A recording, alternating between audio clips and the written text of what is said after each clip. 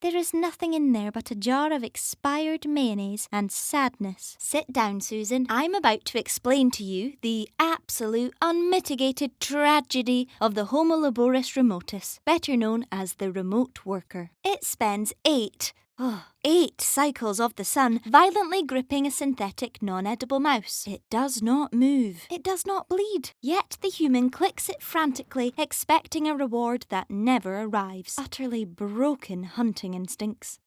Look at the finger. Click, click, click. Pure desperation. If a real mouse walked in here right now, this human would cry and stand on a chair.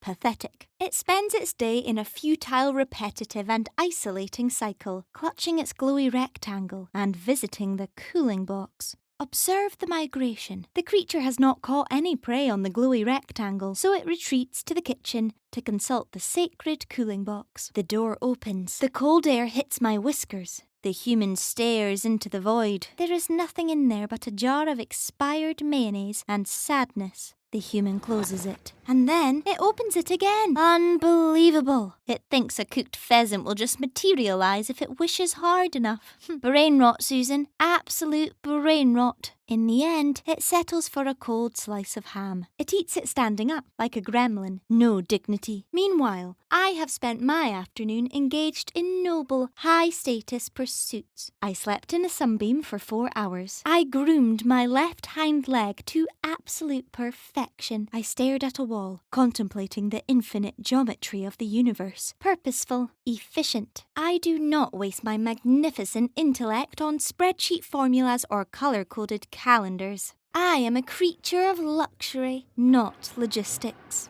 Suddenly, noises come out of the rectangle. Small, flat humans appear in little squares. The remote worker begins to make terrifying, subaudible noises, asking if everyone can see its screen. Who are you talking to, Kevin? There is no one there. It is a flat glass trap. The remote worker nods aggressively at the glass to show dominance to the other trapped humans. Then, the ultimate defense mechanism is triggered. Gary, you're on mute! You're on mute, Gary! The human realizes it has been talking to itself for 4 minutes. The psychological devastation is absolute. It stares into space, questioning every choice that led to this moment. As the apex predator of this household, it is my duty to intervene. I must step onto the keyboard. I must press the buttons. I am sending an email to the alpha human that says, QWERTY 7777. It is a superior strategy.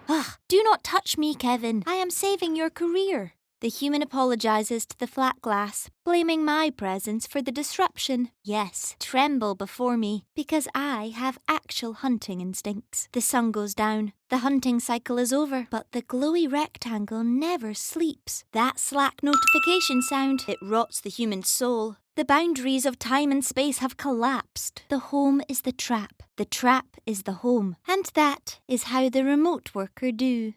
Now open the wet food, Kevin, before I eat your synthetic mouse.